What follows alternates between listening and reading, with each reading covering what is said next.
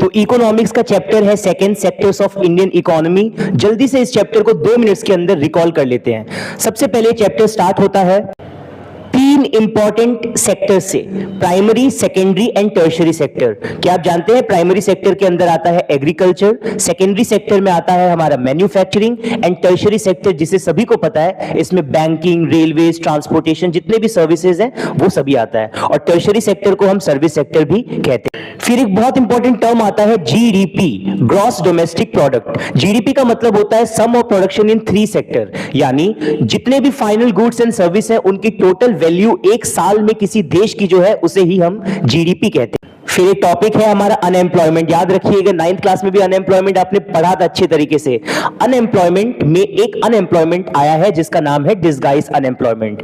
क्या आप जानते हैं जब किसी इंडस्ट्री, किसी भी फील्ड में बहुत ज्यादा काम करने वाले लोग होते हैं और इतना ज्यादा लोग की जरूरत नहीं होती है, तो जो एक्स्ट्रा लोग होते हैं वो हमारे लिए बर्डन होते हैं। ऐसी अनएम्प्लॉयमेंट को हम कहते हैं डिसगाइज्ड अनएम्प्लॉयमेंट। Disguised unemployment. देखिए स्क्रीन पे आपको दिख रहा है right to work. Right to work आपको दिख रहा है, उसके बाद लिखा है मनरेगा।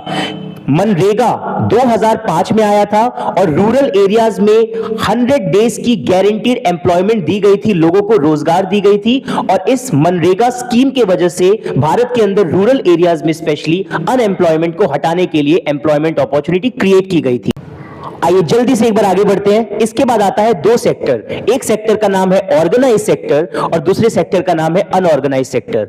ऑर्गेनाइज सेक्टर का मतलब होता है वो सेक्टर जहां पे लोगों की जो वर्क है वो बहुत ज्यादा अश्योर है, उन्हें फिक्स पेमेंट मिलती है, उनका ध्यान रखा जाता है, उन्हें अपने हिसाब से लीव भी मिल जाती है। लेकिन अनऑर्गेनाइज सेक्टर में आपको ज्यादा काम करने पड़ते हैं और रूल्स एंड रेगुलेशन को अच्छे तरीके से फॉलो नहीं किया जाता है।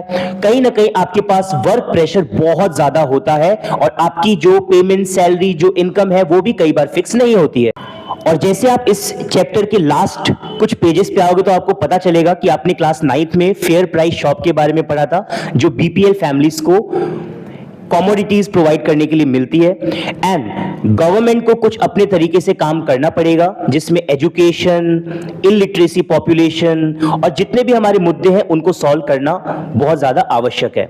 तो इस चैप्टर में हमने देखा सेक्टर्स ऑफ इंडियन इकोनॉमी, हमने देखा जीडीपी, ठीक है। उसके बाद हम थोड़ा आगे गए तो मनरेगा स्कीम आया, ऑर्गेनाइज और अनऑर्गेनाइज सेक्टर है। तो ये इंपॉर्टेंट टॉपिक्स थे इस चैप्टर।